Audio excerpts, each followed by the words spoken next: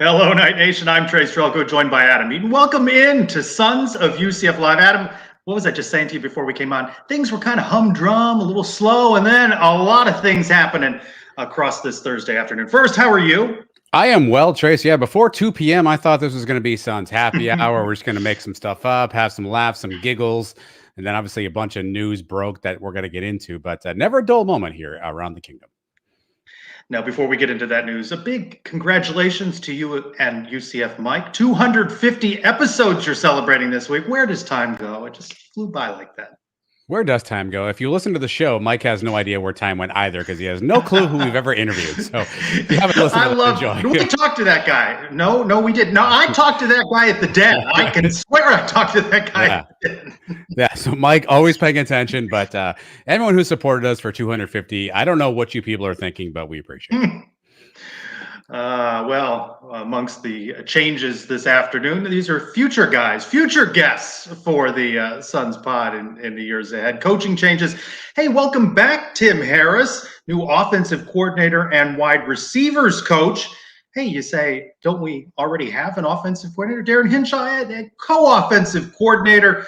He'll be working with the quarterbacks. Our friend Michael asking last second question. The changes here, what do you think? Good hire in bringing back Coach Harris, who'd been with Miami these last couple seasons.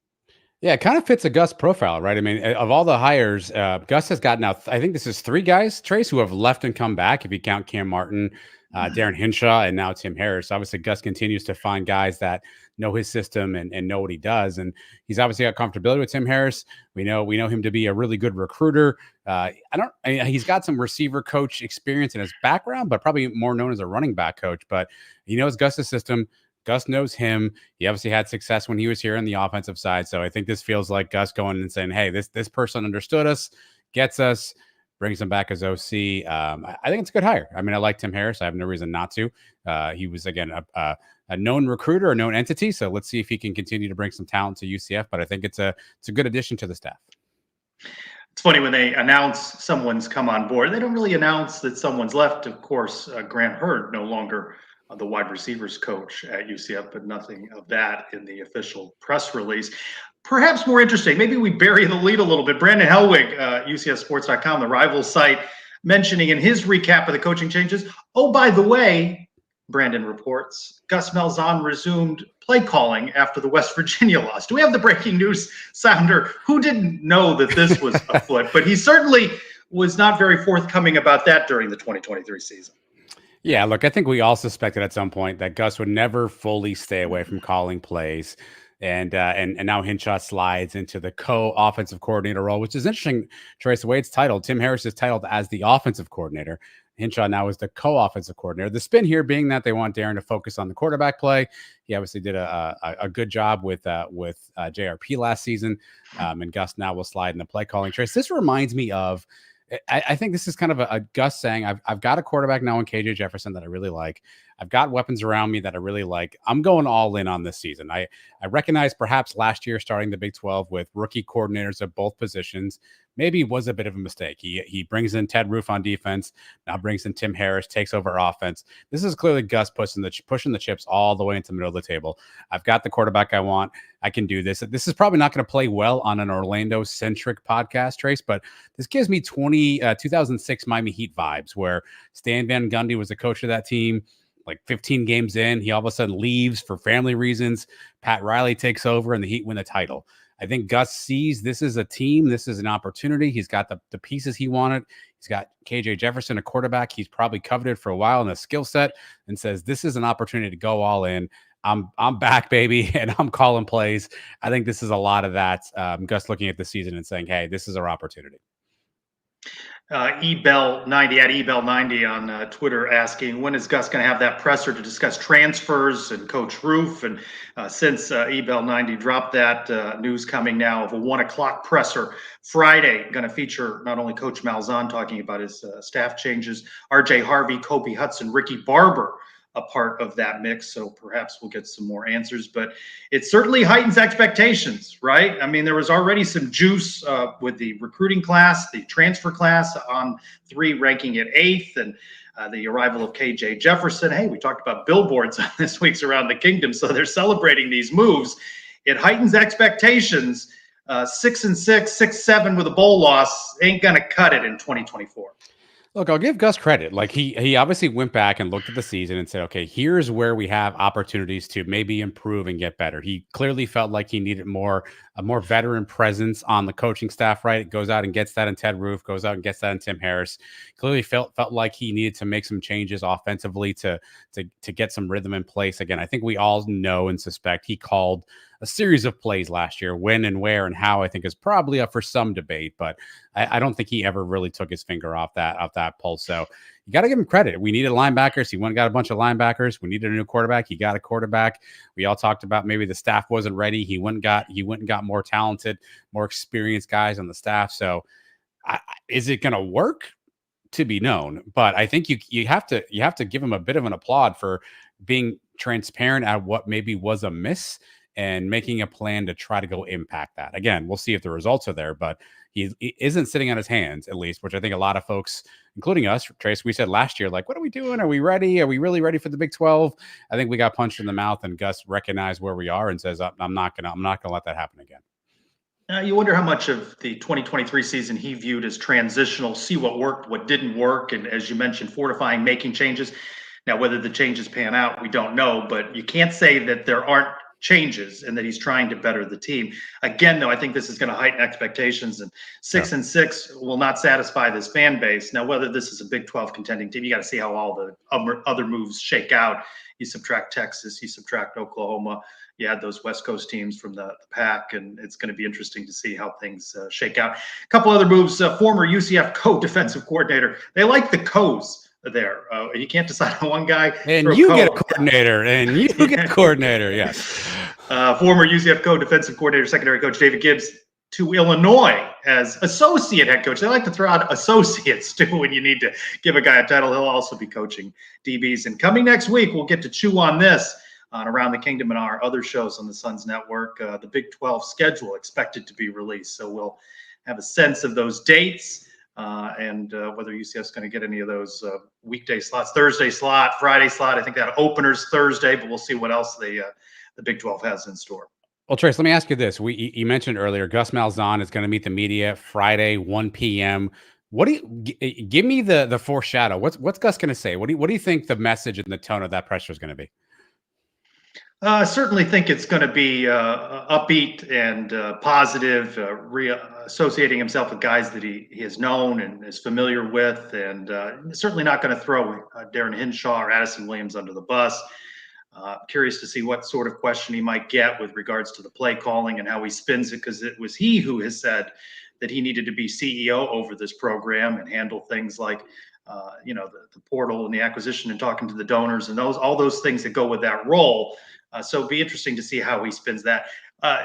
As I've said in covering Gus Malzahn, he doesn't say anything more than Josh Heupel most of the time. He just says it nicer and friendlier. So I don't think we're going to learn a whole lot from Gus Malzahn. Be curious to see what Kobe and RJ and Ricky Barber say about making their decision to return and seeing what was built around them and deciding to come back.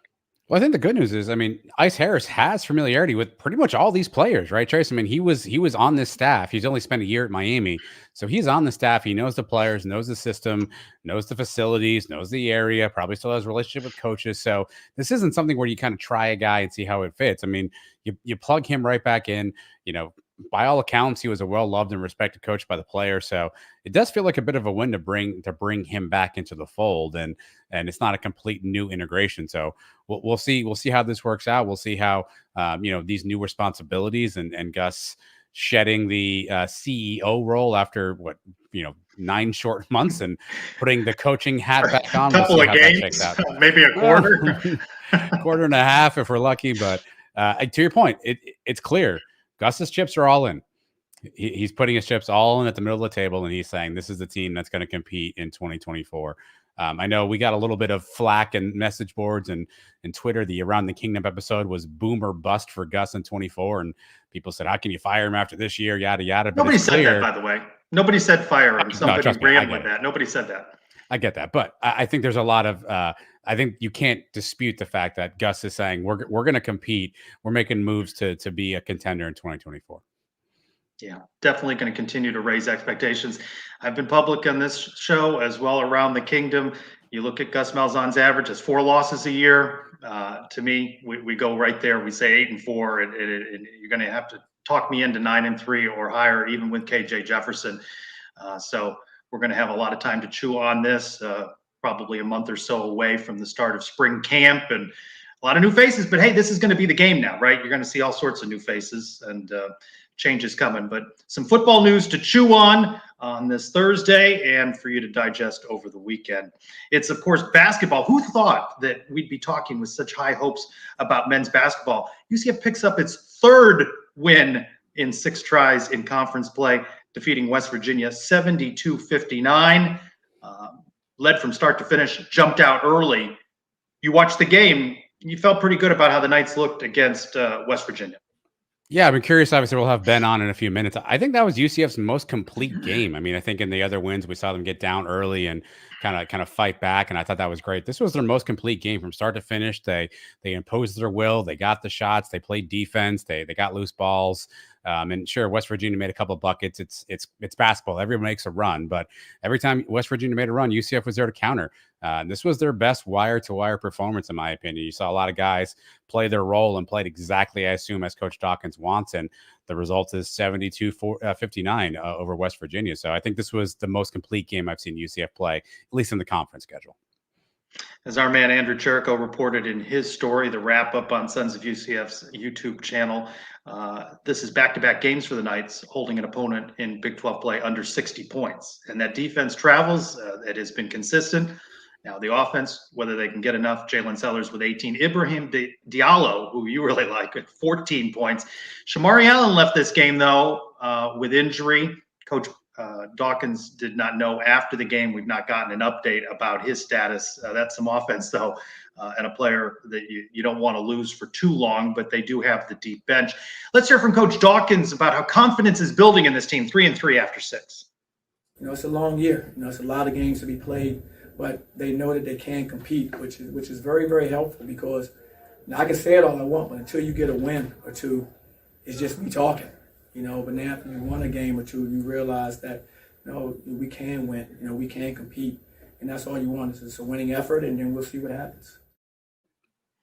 And what happens is the Knights hit the road now at Cincinnati on Saturday. Can they string together back-to-back wins in the Big 12? Now, I text with our next guest, Ben Hazel, former UCF development coach, back and forth during the day. I have no idea, though, what he'll be wearing tonight. Bow tie, something fancier? Let's bring in Ben Hazel for a little basketball breakdown.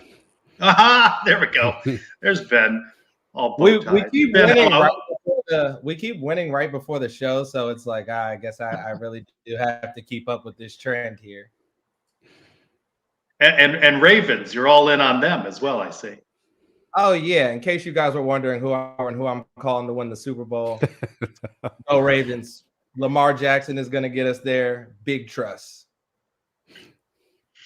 Ben, want to talk about the Knights win before you come on. The bigger news, of course, is that W over West Virginia. They protect the home court. Another opponent they hold under 60 points. What did you like most about the effort and the win by the Knights against West Virginia?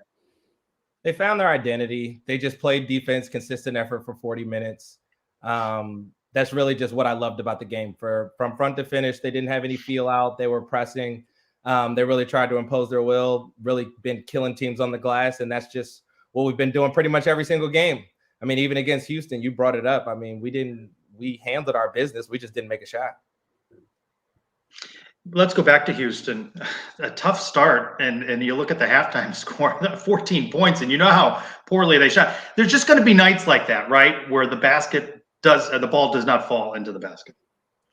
Yeah, no, and for us, that's not even that big of a deal considering we don't need to shoot that well. Like all we got to do for us is really a race to 70. If we can score 70 points, we pretty much almost can guarantee a win at this point with how we play defense and how we rebound the ball. But, the good thing about being in the Big 12 is it's not really about how many losses you have. It's about really the wins. So us being 3-3 couldn't be in a better spot.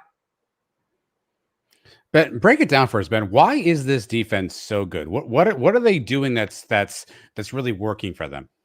They're extremely physical. And that's the one thing I will say with the maturity of Darius, and then you have Ibrahima and his size, you have the return of CJ Walker. The length that we have is hard to score on.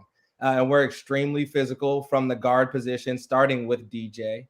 And then you have big guys like Ibrahima, your guy, who just comes in crashing into you, changing the shot. So you get a lot of different looks from a lot of different places. And it's just something that if you're on offense and you relax at any moment, they will just steal the ball and go the other way with it. So I think other teams are starting to catch wind of the Knights not being a team to play with.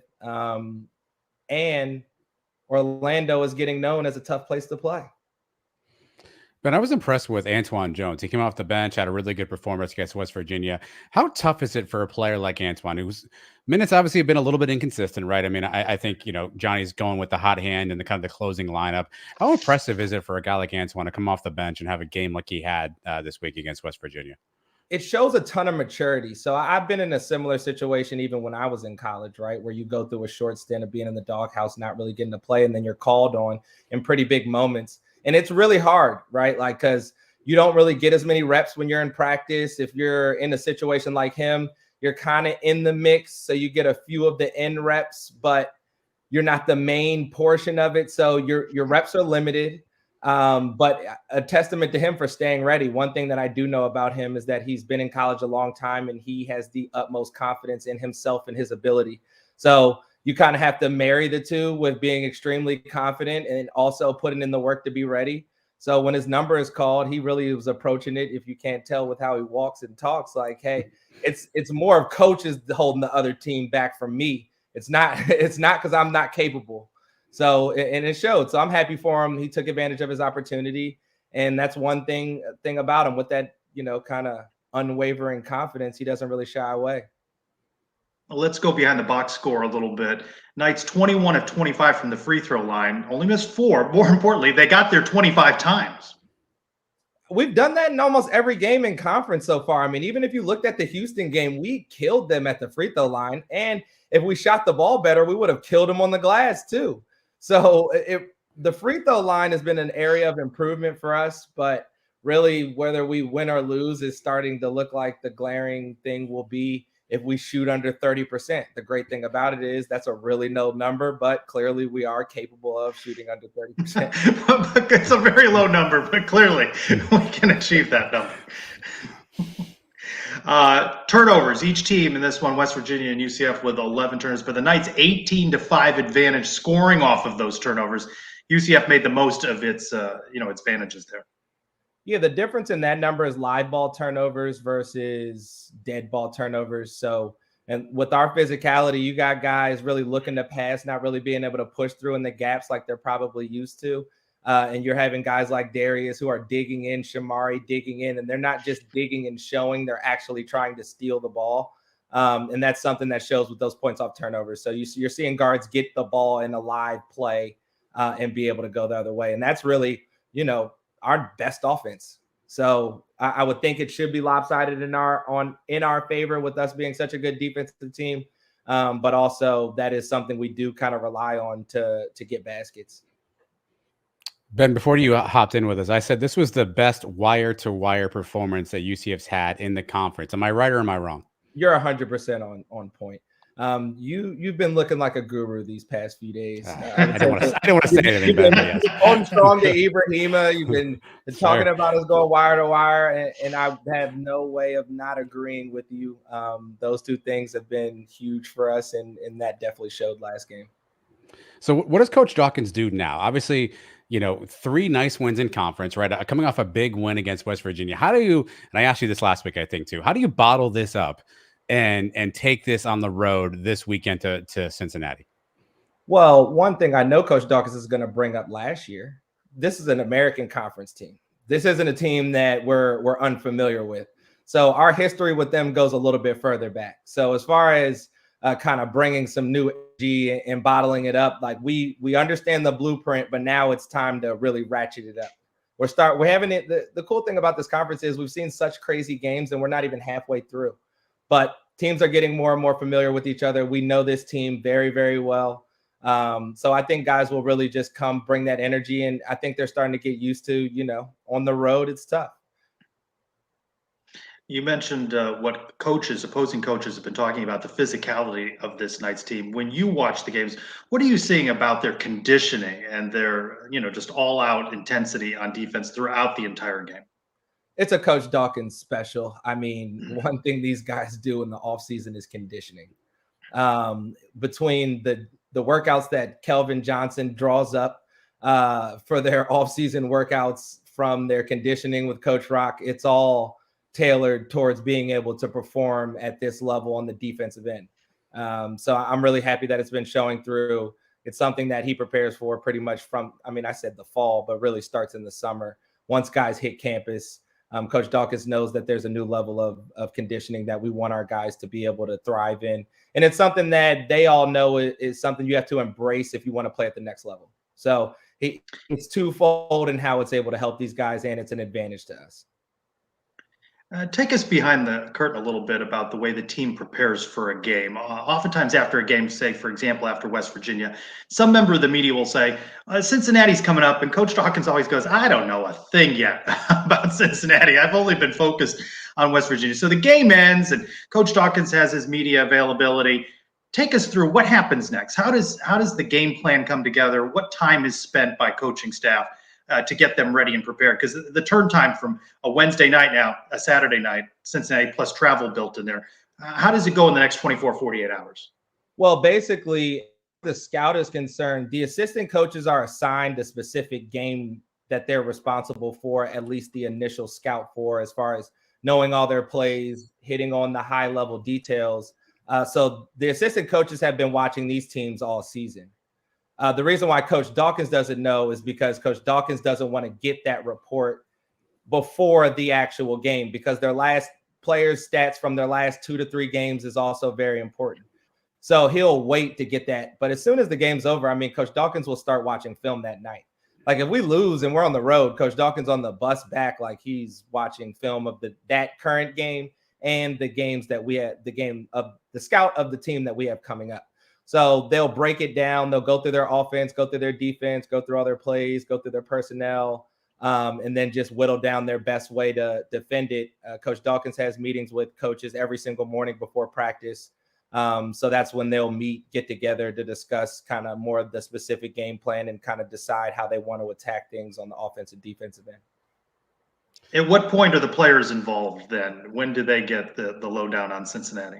That practice, the next practice. So they'll get the lowdown. What we'll do is they'll go through that game that we just played, things we did wrong, things we did well, things we need to improve on, and then go right into the scout on the things that we want to start doing that we're going to use to beat the other team coming up. So that'll start as soon as the next practice comes. So they'll watch film before practice, go through that, and then start implementing it in practice.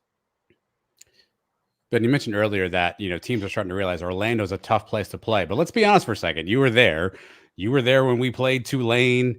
We played Tulsa. We played ECU. The crowds were a little sparse. How impressed and how important has it been that UCF's gotten the fan support they have so far? It's huge. It's huge on so many fronts. You guys talk a lot about on football, but like the recruiting aspect, as far as these players being excited to play, people really wearing the UCF logo with pride, representing Central Florida, all of those things. As we're coming onto the national scene, I think we've hit the ground running.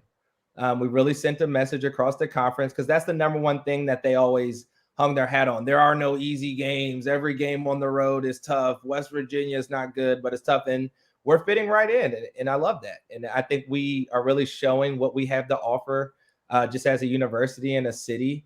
And I think the town is embracing it, and we're putting the nation on notice.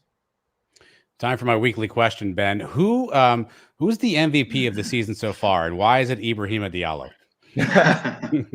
Ibrahima Diallo, what I would say is definitely gets the nod as best newcomer right now. He's made it over Jalen Sellers.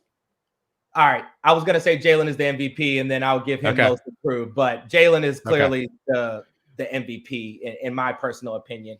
But it would be him next up. Ibrahim has come in and been very consistent. He's that consistent piece that we've been looking for.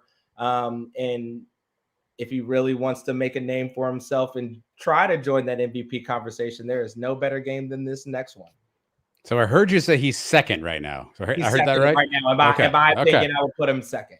I like my spot. I like where I'm at right now. We got room to improve. I like this. I like this.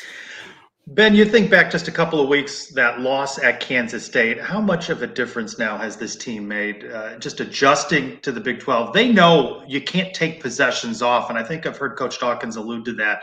They got an eye-opener in those opening moments at Kansas State, and they've matched that intensity. They know they can't take time off. It's a 40-minute game. They've got to be dialed in the entire time. Yeah, no, that's what I mean. We're seeing it. I think last game really was a culmination of all those things. Our loss to Houston, our loss to Kansas State, and really just what we learned in our loss to BYU, just things that we learned from all of those things really starting to come together, which you love to see as you go into the second half of the conference. Shamari Allen went down with injury, needed crutches to get off. And Coach Dawkins did know immediately after the game they were going to do some imaging. How much of a loss would he be if they don't have him Saturday and maybe for an extended period of time? It's a huge loss. I mean, what he does in so many areas is something that can't be easily replicated. The one luxury that we do have is at least the importance of him being there will not be as magnified, I think, versus a Cincinnati as it may be for a Baylor. Just with that guard front and how they like to attack on that end. Cincinnati's bigs is really where we got to be a little cautious. So I hopefully he's not out too long. It is something. He brings an energy at that position that we really can't replace. And we try to put Darius off the ball down the stretch was an adjustment that we pointed out. So I wonder how that'll work. I do think Nils will be forced to play a little more, but I do think having Antoine come off the game that he had might be somebody that'll fill in and kind of help bring the ball up and get us in different situations, considering he played pretty well last game. But I'm not great at math, but I think if I'm looking at the timeline, you probably were there when Jamil Reynolds was there at some point. Yes. And I was. He's now part of the Cincinnati team. Not a ton of guys at UCF still a part of this team that probably knew Jamil, but is there any extra motivation for a guy like DJ or CJ Walker playing against a former teammate? I wish there was more. But there's not as much. I mean, me personally, like I come from there where you couldn't really transfer. So when somebody transferred, you really kind of took it disrespectfully, like, wow, this is more of your opinion of me and us versus, you didn't necessarily like your coach or something like that. But I think they're really kind of so used to it and numb to it nowadays that they don't bring that same fire to a situation like that, like I wish they did. But I know some people definitely do remember it. I know Coach Dawkins might bring it up, and I'm sure Jamil will be pretty motivated to try to, play pretty well against us the same way Ethiel was. So yeah. I hope these guys are ready because I know he remembers.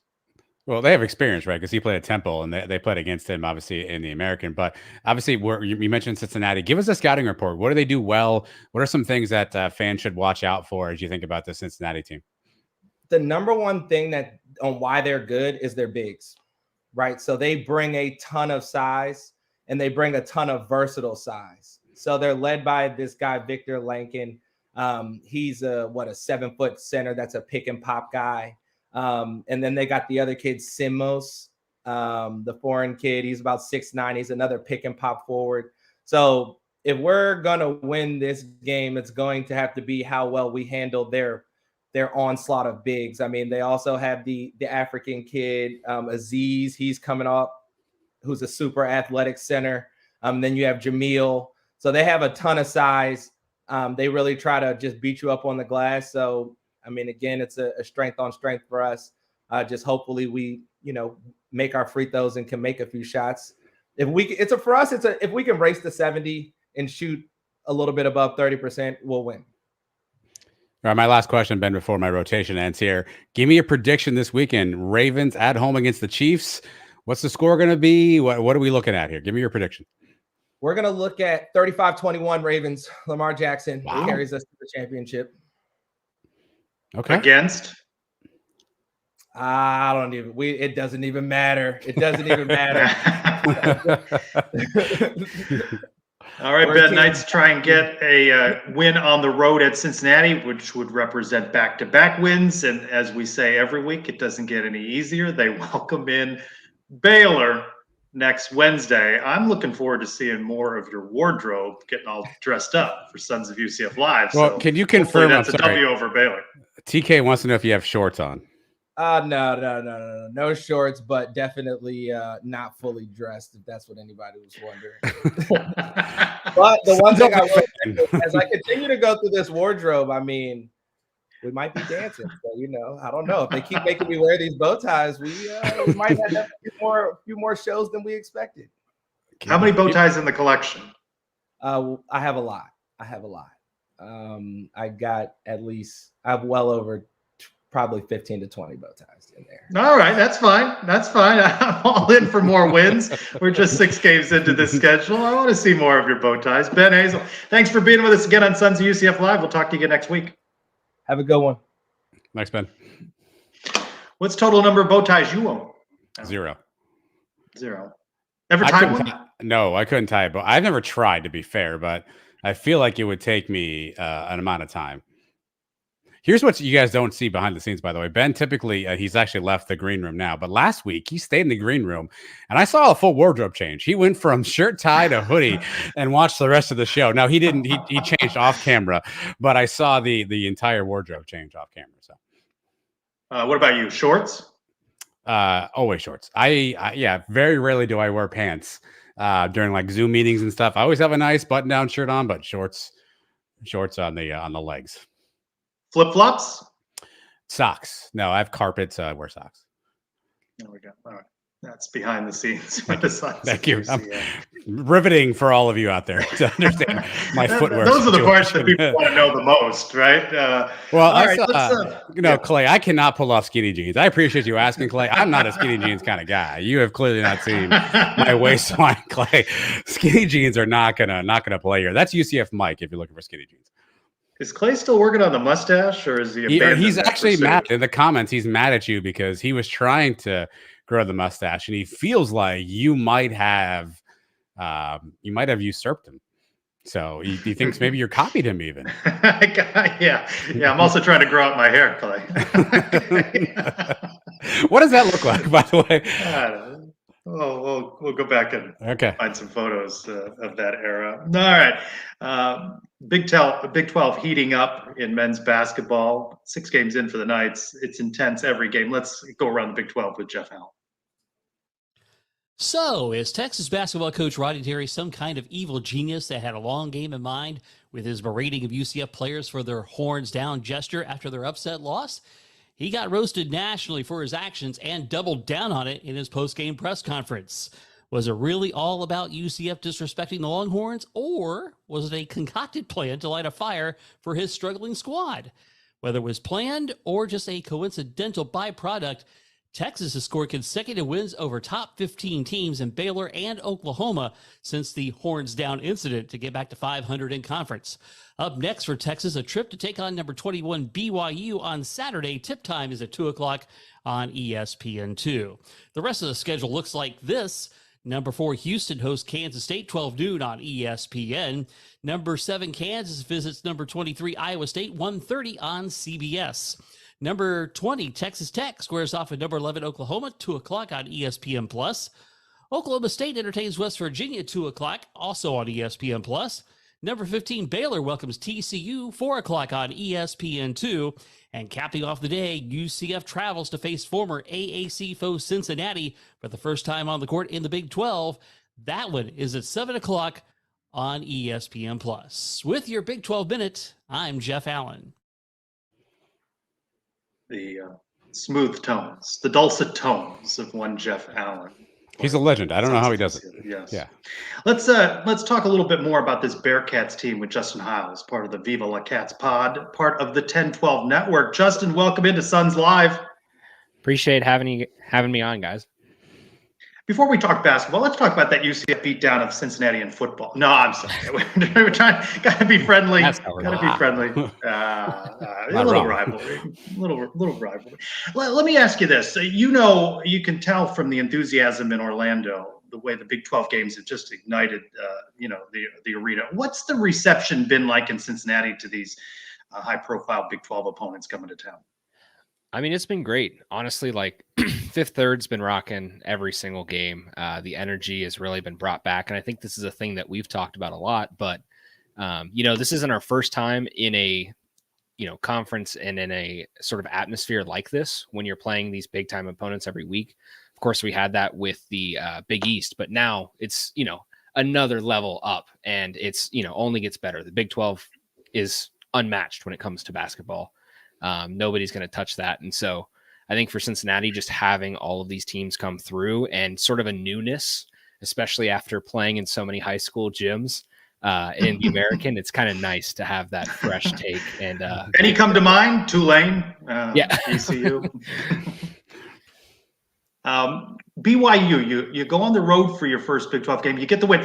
You think that led to a little false sense of security, getting that win on the road like that? I mean, that's got to boost the confidence of the fan base when you get a win like that. It goes both ways. I think a lot of the fan base expected that was going to be a tough game. I think when we looked at some of our winnable games compared to the slate, it's sort of one of those things like we're coming in with these other three teams. This feels like a winnable one, even though they're ranked high. We know it's tough. We know how Provo is.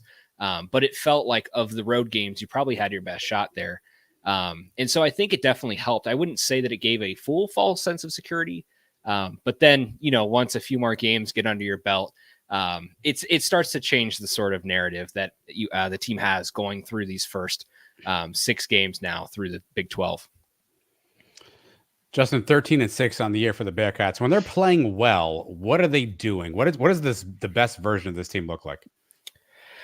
When they're playing well, we'll be lucky if we're still at about 60% from the line. But beyond that, when this team starts shooting well, when they're shooting above 30% from 3, when their bigs are effective and we're dominating the paint, when we're leading the points in paint, that's really helpful. But I think the key one here is rebounding. In the games that they've won, rebounding has been the key stat, and that's been, a lot of thanks to Victor Locken and Aziz Bendago. But having those two guys down low really changes the presence from what we've had over the past few years. When we were in the American, it was, a lot of guys who could do a few things, and now we have a lot of guys who can do a lot of things, but we never had that down low presence in the way that we do now. And so having those guys be able to dominate really changes the game and also opens up the 3-point line for us. You just got to hit those shots, which we've been struggling with a bit as of late in our first few games of the Big 12. Well, you mentioned Victor Locken. He's averaging 12-7, 1 block a game. Give us a scouting report. What is UCF in for when they face him this weekend? UCF's in for more than what they had with him last year. And I think that's the biggest thing is Victor Locken took some huge strides forward. And, what we expected, we've seen him kind of grow throughout this system, but his jump from last year to this year has been massive. And that's saying a lot too, because even his jump from the year prior to the year before that was huge too. He's just grown so much, so fast. And it's really, he's become the key player in this entire offense and defensive scheme. Everything revolves around him. And so I think, for Vic, before, I think he shot 3 or 4 threes last year. Now he's averaging about 2 a game, and he's hitting some of these. And this is a thing that, he can kind of add that little bit of a stretch dimension. Don't call him a stretch 4. Don't call him a stretch 5. He's not that, but he can shoot a 3. He's able to give you that presence outside around the arc, but down low, he's just very good, has a nice hook, is able to lay stuff in. He's got a nice feathery touch. Which has been really, really key. And of course, rebounding wise, he's just really able to get after it. And I think that's a huge advantage when you have a guy like that in your lineup and you got a lot of other shooters surrounding him. 2 of the 3 Knights losses in the Big 12 have been double-digit losses, but Bearcats 2-4 in every game. What's been the difference that's led to a couple of close losses? It depends on who you ask, and it depends on who's tired of hearing the same thing. But if you're going to ask me, it's coming down to free throws, man. It's one of those things that, as much as I hate harping on it, it's true, because you look at 1, 2, 3 free throws. Those are the difference in all of these games. Kansas and Oklahoma, you have 2 possession games there. With Texas and Baylor, you have a 1 possession game. You're talking the game is tied, or it's a shot to win with 10 seconds to go. And I think this is the thing for us, is that we've all been impressed, and the Bearcats have far exceeded our expectations so far this season. We did not expect. I think we may have expected and hoped to be like 2-4, kind of where we've been sitting, but we didn't expect to be as close as we've been.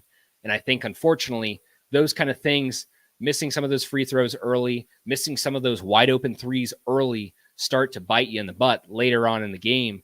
And, when push comes to shove, you wish you had those baskets, but you can't get that back. And unfortunately, in basketball, being a game of runs, sometimes you get hot and sometimes you get cold at the wrong time or the right time at the end of the game. And unfortunately for the Bearcats, a lot of those little 1 point, 2 point schemes, those little patterns that just throw a wrench in it, unfortunately get the better of you at the end of the game. UCF projected 14 out of 14 in this league, stand 3-3. Be honest now. That's got to surprise you and the Cincinnati fan base. Absolutely. That you're looking up at UCF in this conference through 6. Yeah, and I think that that's one of the biggest things that's so cool about this league. Steve and I have talked about this week, but, there's so much parity, and I think a lot of these teams are a lot more ready to go than people expected. And that's just, I think the cool part is because, for a long time, we always tried to argue, in the American, we had to do a lot of, propping ourselves up, but we knew that there was enough of a, threat in these conferences to churn out some good teams. Of course, Houston stands head and shoulders above the rest, but Cincinnati and UCF were some of the competitive teams. Memphis, of course, Tulane, some of these other teams were competitive towards the end. But I think like a lot of these teams have just kind of hit that go button a little bit faster than people expected. And so, for a team like UCF, I've been, quite surprised. I was honestly happy for you guys after the Kansas win. Of course, the only disappointment for me was I was hoping that we would do that first, but regardless, good for UCF to get that win. I know it's a huge one, and you really don't get a lot of opportunities like that at home, but since it's the Big 12, there's going to be a hell of a lot more opportunities like that this season. I'm sure there's going to be a few more left. So what's your prediction for Saturday? Oh, that's a tough one. I have to ride the Bearcats. I am feeling pretty confident in them too. After we found this funny pattern, and I'll just throw this out here. You win 1, you lose 2. You win 1, you lose 2. Unfortunately, you guys are on the wrong end of that pattern, and we're due up for our next win. Also, We've only beat teams with 3-letter abbreviations. Everybody else has, kind of gotten us. So hopefully the Bearcats can win it. I do feel pretty good about that. I think UCF has looked good, but I think that if Cincinnati, especially after coming 2 tight losses against, 2 top 15 teams, they're going to be really yearning for it. And I think that this UCF win really determines the rest of your season, because while UCF, I think, is definitely a palatable enemy in this kind of conference, I think it's one of those ones that you have as a must win. Those are good stats, Justin. Pull a Keyshawn Booty and take those to the betting machine. What's been the biggest difference in your opinion between going from the American to the Big 12? What have you seen from Cincinnati's perspective from basketball? For Cincinnati, I think that switch really just comes down to the I'd say the style of play, because I think everything kind of we shifted to a very offense heavy scheme last year, and our defense fell off the map. Cincinnati, as most people will know, when it comes to basketball, when it comes to football as well, it's just a defensive school. It's gritty. You grind out these games. You play tough. But last year, it was, we're going to live and die by the 3. And if the 3's not working for us that night, we're going to get beat by like 15 to a team that we have no business losing to. And I think this year, there's just a lot more guys, like I said earlier, who can kind of do everything. And there's a little bit more positionless play. And I think the abilities from the top end of your starting roster through the middle to end of your bench, those guys are a bit more skilled. Now, reliable, I think, is a different story, and that's a different conversation.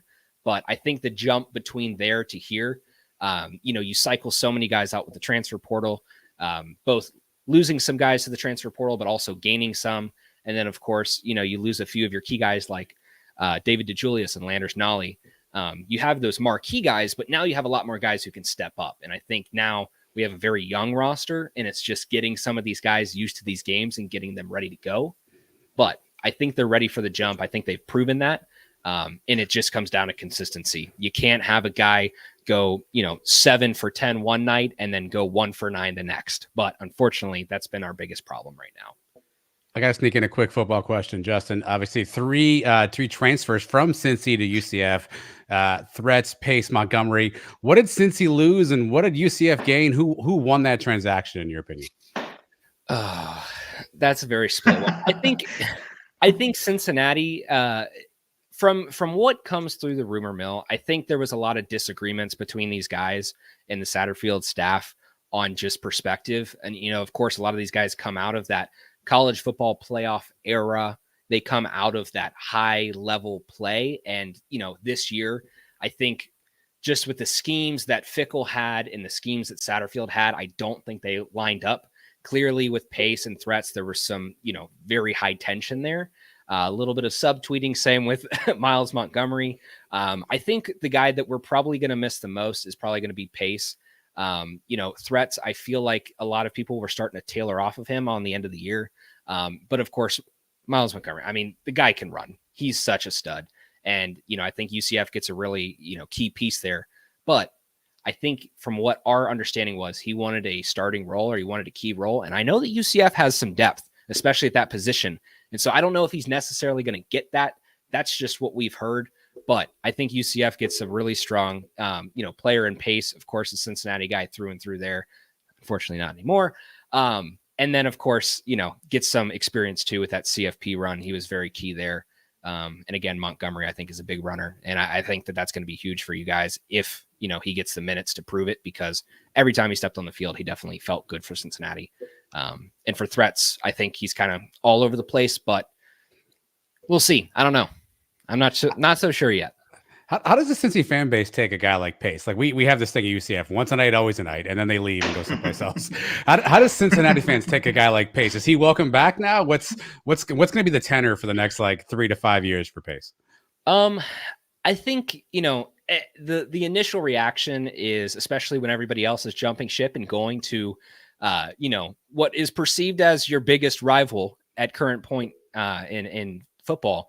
I think that that's kind of the thing with Pace is he was around the team and long enough. And I think that people aren't going to have a distaste for him. I think it's just sort of one of those things, you hit the reset button, but it's like, really, man, you got to go to UCF of all places. You're going to go in conference and you're going to go to the biggest rival. That's going to sour some people. Justin Hiles, part of Viva La Cats. We appreciate you making the time for us on Sons of UCF Live tonight. Of course. Always happy to be on, guys. Thanks, Justin. Should be a good one Saturday. Thanks, Justin. Thank you. All right. What do you think, Adam? Going to be another tight game, isn't it?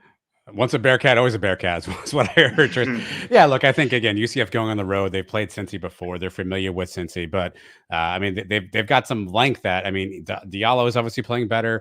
Omar Payne's playing well. CJ Walker's got some size, but we haven't, BYU had a kind of a stretch big man who could pop out, hit threes, was also really good with the ball. It feels a little bit like what Lakin can do, and we did not match up well against BYU. So, a little bit concerned there based on what Justin described about Lakin, but house money games, man. Let's go win one on the road.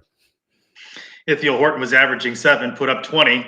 Let's see what Jamil Reynolds does on Saturday. ESPN Plus, 7:00. Hey, look who I caught up with at the last UCF men's basketball game. Our talent goes to around the kingdom of UCF.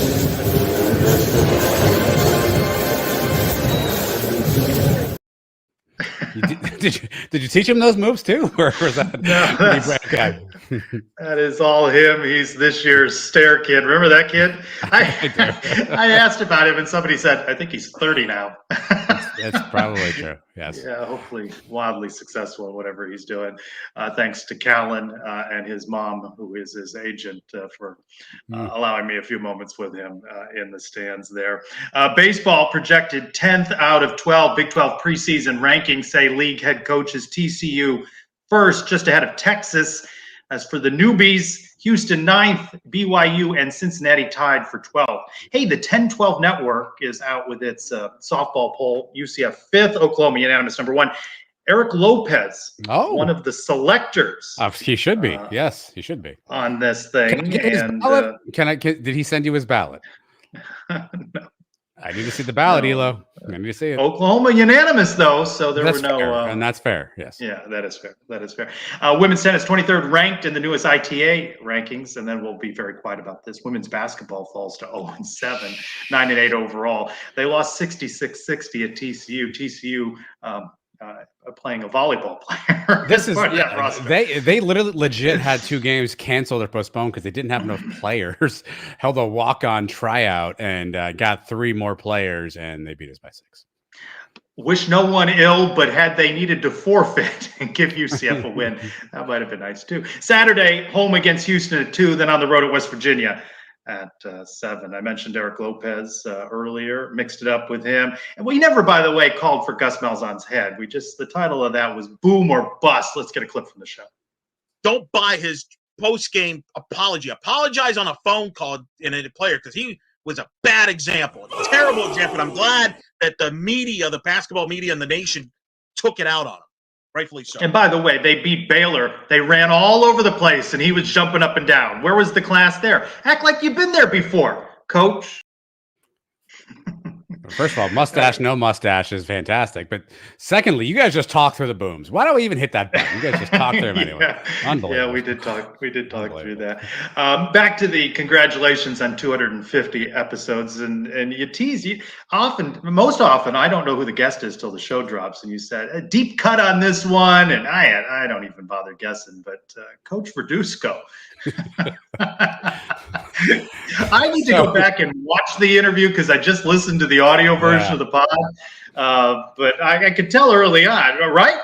And you seem befuddled by it. I need to go back and watch the tape. I think he asked more questions than we did, which is awkward.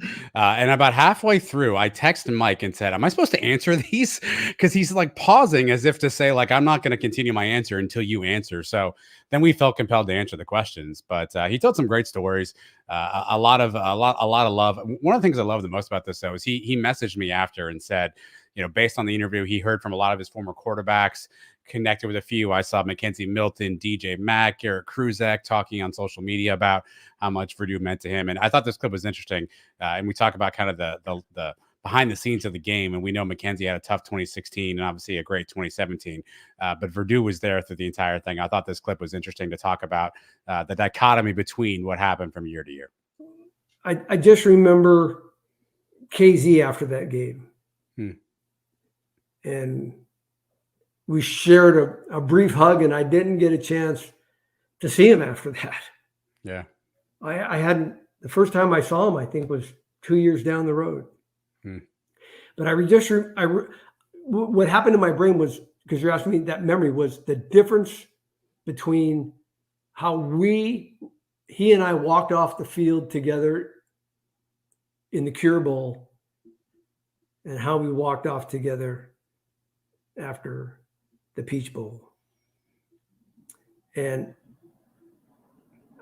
that he understood that, man, all the hard work and how we did it, the way in which we did it made sense. And he was just overjoyed.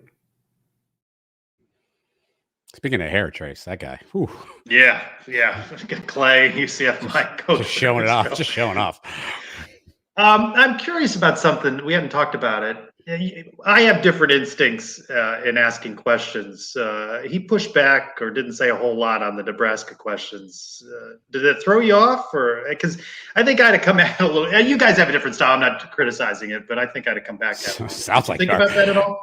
So that was a Mike. No, I don't mean it critical. I just, I just have a different style on that. Yeah, that was a Mike question, and so I think I took the next one and sort of reframed it, and we got some conversation about Frost. I think Mike hit him kind of between the eyes with that one. Maybe wasn't expecting it. Where I tried a more subtle approach. I will tell you this: the very last question in the interview, I asked if he was still jogging in Nebraska red, and he said no.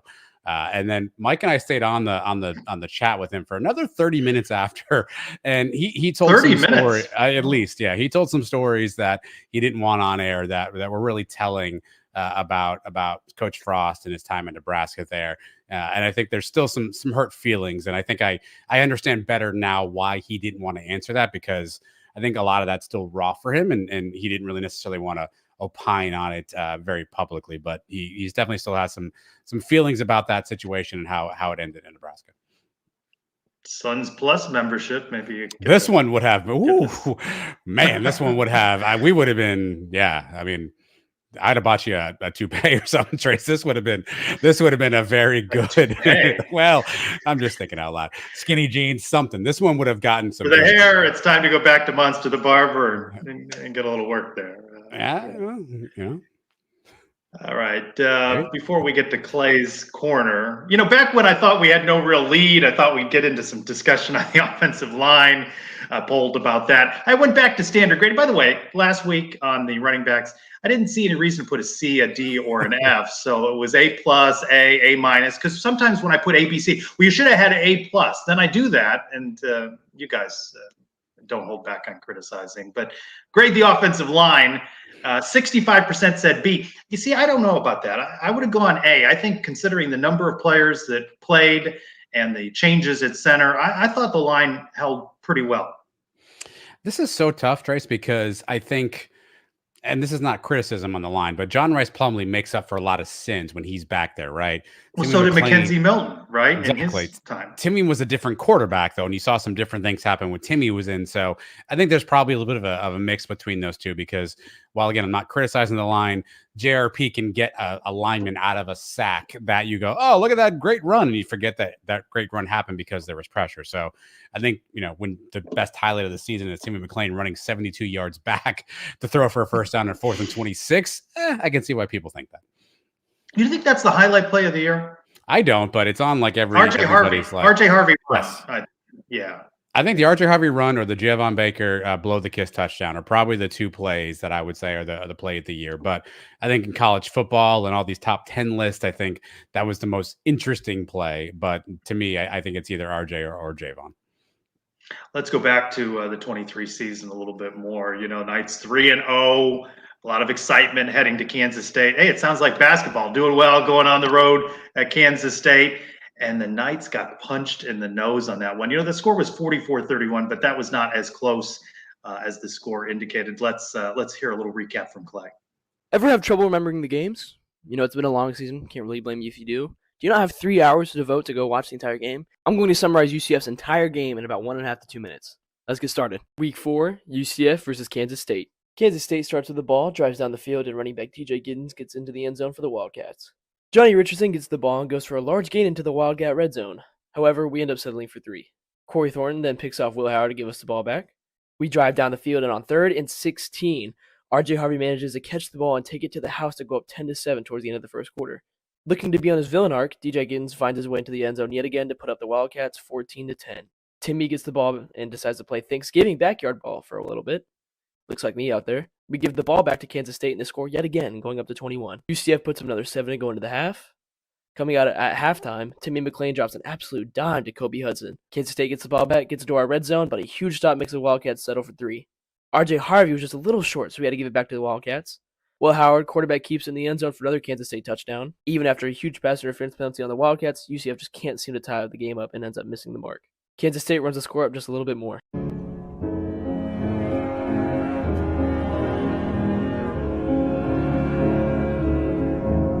Again, thank you guys so much for having me, and go Knights, charge on. Fair. Fair. Clay, that's good stuff there. We are glad to have you as part of the Suns team. Hey, it's that time again. It's that time again. Time to open the Brian W. Peterson Sons of UCF mailbag. Did he show up as a palm frond off the top of last week's show? Is that what happened there? I think that's what happened. Yeah, it's all a blur, Trace. It's all a blur. At Capt Vij 1, is Coach Verduzco like a mad scientist or something? He seems really out there, right? I mean, his interview seemed a little off, right? But he knows a thing or two about quarterbacks, right? I actually feel bad. In that clip I played, I was still answering him, even though he wasn't asking questions. It just became second. Yes, yeah, sure. Because I feel like he needed that affirmation. But really a smart guy, man. Like, he's got a lot of interesting theories. I think, and you can't argue results. I mean, maybe in Nebraska you can argue results, but you can't argue results at UCF. So it was good to have him. We should have him on as an analyst, but as you said to me, he'd have to have his segment be 40 minutes. I think we could have him in a 10-minute segment. Zeebel's UCF, awesome interview with Coach Verduzco. He gave the 4 categories he used to somewhat objectively judge a quarterback. What categories should we use to judge head coaches? How does Gus do on our categories? All right, I got on-field performance, recruiting, fundraising, and staffing. I think those are the big 4 for a head coach. And how do you grade those? I mean, on-field, a B minus. I mean, we haven't necessarily made a huge mark. I think recruiting, I go A minus. Fundraising, I mean, it feels like we're getting a bunch of guys, we're paying a bunch of coaches, but you hear a bunch of stuff about that, so I'll go B. And staffing, I mean, again, he's put together a good staff, so I'll go B plus on that. There you go. At Mr. Matt Dolan, talking about the 2023-2024 Big 12 schedule coming out next week. He wants UCF Iowa State November 29-30. And I don't know why. We talked about this on Around the Kingdom. I don't want that to be a cold weather game at all. What do the Suns hope for the 24 football schedule coming out next week? No cold weather games in November. Doesn't matter to me. Elo floated about Colorado being late in the season. Maybe after they unravel. Yeah, that Black Friday weekend, that could be interesting. That could be an interesting game. I'd be curious to see where they slot that one. At DFalk_23. What was his name? The power to DFalk 23. You had the power to change sports scheduling for all sports. Would you keep it the same with non-conference games starting the year, or would you have conference play be the whole year, mixing in non-conference games along the way instead of them all being at the start? I do think you need those non-conference games to get you ready for league play. So I think it's fine. I don't like the way the SEC buries the cupcake games towards the end of the season. So I don't like that. I'm fine with, in basketball at least, the way the non-conference schedule has looked. And then these conference games are exciting each game. Honestly, I wouldn't care either way. I mean, I'm used to it the way it is now. But if you told me in between playing Kansas and Texas, we had a cupcake against FIU to get right and work some kinks out, I wouldn't be mad at that either. But I don't have enough of an objection to say we've got to make a change. So I'm good with it the way it is. But I'd also be fine if we change. At Laird WD2, what's the story with Ted Roof at his last gig? He was let go from his last gig. Yeah, Coach Venables was not happy with his defensive performance. I think what's most interesting, and I hadn't realized it when you said he's on his 14th job since 2009. I knew he had changed. I knew it was 1-2 years, but I didn't realize how many jobs the guy had had. I'm a stickler for accuracy. That's 10th job since 2009. Yeah. And look, I think he's a D coordinator. He went to play or coach for Brent Venables, who was a D coordinator at Clemson. I assume he has a system he wants to run. Perhaps there were just some philosophical differences between the way they want to run defense. And look, every coach needs a scapegoat. Obviously, offensively, Oklahoma put up points, but defense was always their bugaboo. So everybody needs a scapegoat. And I think Brent Venables can point to that and say, that's a problem right there. But now Oklahoma rather is breaking in 2 new coordinators. So we'll see how that works out. And we will raise the roof, Trace. The roof is on fire. UCF Mike 1.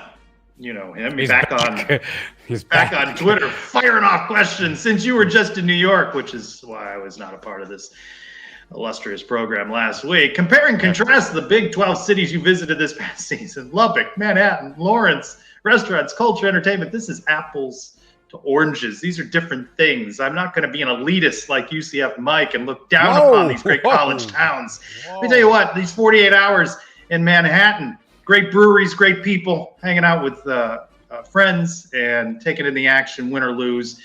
It is what it is. You cannot compare it to New York City, and we're not playing up at Rutgers, Mike. So the Manhattan we're going to be at is at Kansas. Let me tie you down here. I need a ranking between these 3: Lubbock, Manhattan, Lawrence. Rank them 1 to 3. Cities? Yes, as you visit Manhattan was the most fun. Manhattan Okay. was the most fun. Can I tie the other two? I don't see a big discernible difference. I mean, Lubbock had the Buddy Holly Museum and the Prairie Dogs, so maybe. Sounds maybe like that's two. Yeah, sounds like we got two there. Yeah. At UCF _Jeb Shred, what's the best seating section in the bounce house? He wants to know where you're sitting and why. That's really open to interpretation. Like I love the cabana. I'm somebody, I like to stand during games, and I know people freak out every time they see someone standing, not sitting. The cabana gives you some standing opportunities, so I don't mind the view from up top there. I think it's a good view. There's a nice breeze up there during games, but it's all, as long as you're in the stadium, Jeb, and you're cheering and you're wearing, whatever ridiculous color they have us wearing that game, I'm all in on that. So I don't think you can really lose based on where you sit at. 45,000 seat stadium. There's no bad seats. Maybe avoid the sun on those high noon kickoffs. At Riley Carey 16, do you accept Texas's head coach's apology? No, not really. No, that guy's a clown. And if I was Texas, this is his last season as head coach. He's brought disdain on my program. He's made us a laughing stock more so than we usually are. Yeah, we won a couple games, blah blah blah blah blah. But this guy's not he's not a Texas man. If I'm Texas, this guy's gone at the end of the year. Clown. Another one. And it didn't sound like he called Johnny Dawkins either, by the way. I don't love this. You said it on Around the Kingdom. If I offended you, I apologize. That's not an apology. Yeah, that's not an apology. That's not an apology. Apology is, hey, I said something stupid and I'm sorry for that. Hey, I cursed at some student athletes and I shouldn't have done that. My bad. If you were offended, then I apologize. I don't need that apology. Yeah. You can just leave that one alone.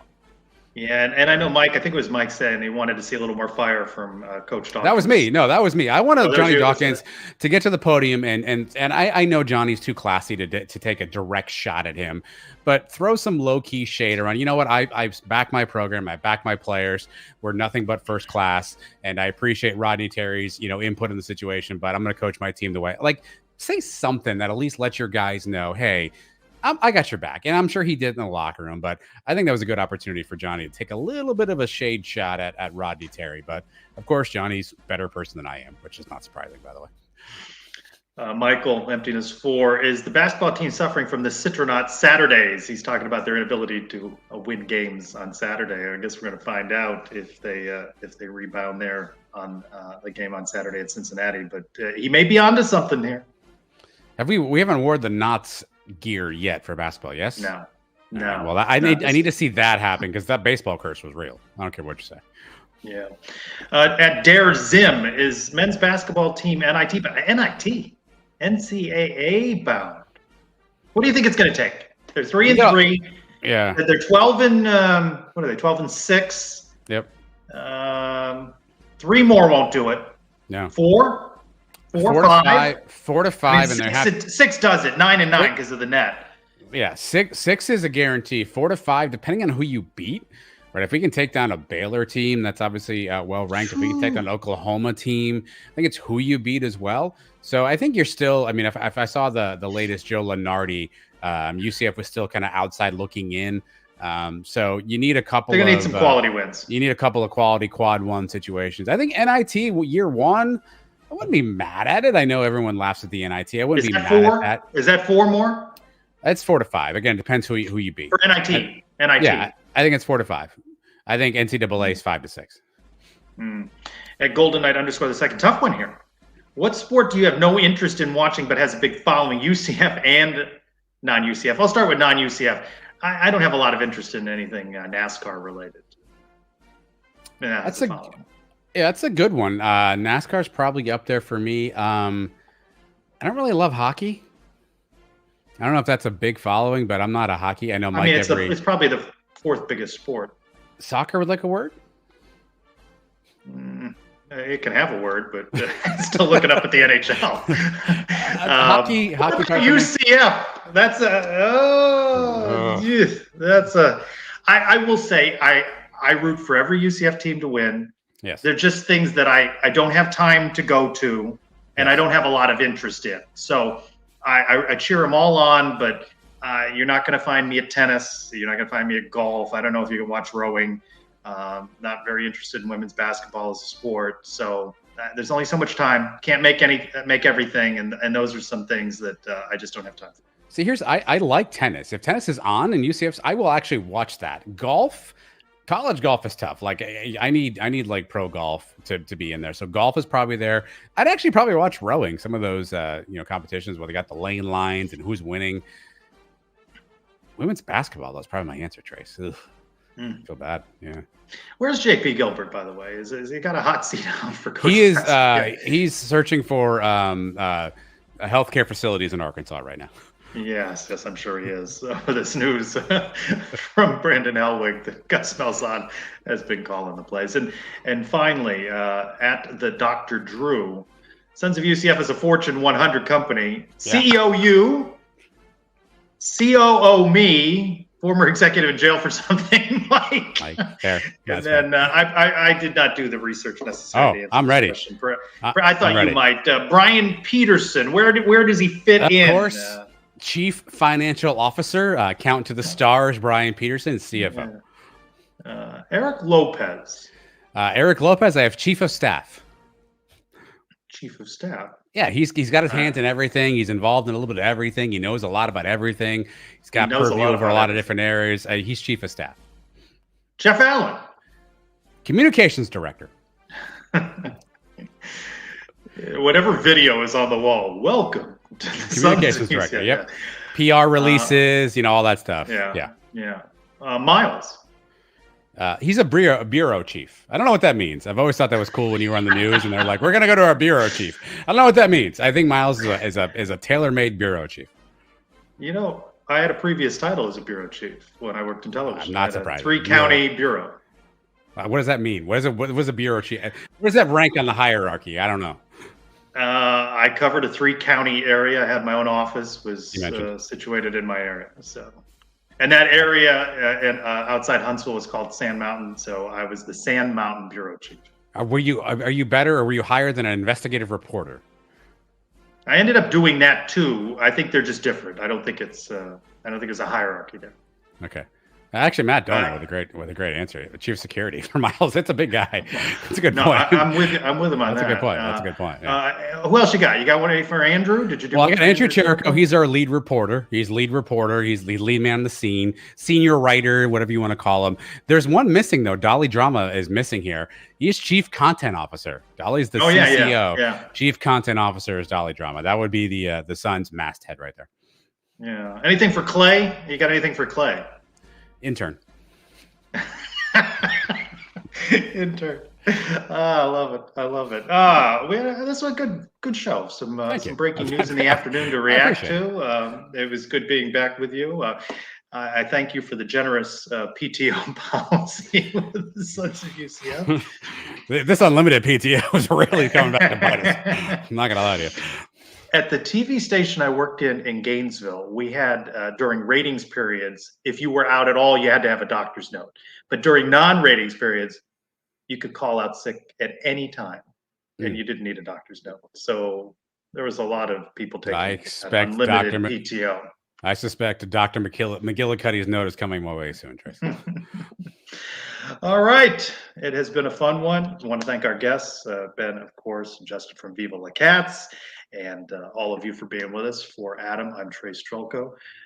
Thanks for watching Sons of UCF. Go Knights. Charge on. And now let's end with our friends, George and his mom, Mary, who are big fans of Sons of UCF. Hi, I'm George. And I'm George's mom. Thank you for watching Sons of UCF. Go Knights. And charge on. Charge on. Very nicely. You got to get some palm fronds behind you. I was going to say, that was a nice palm frond. I don't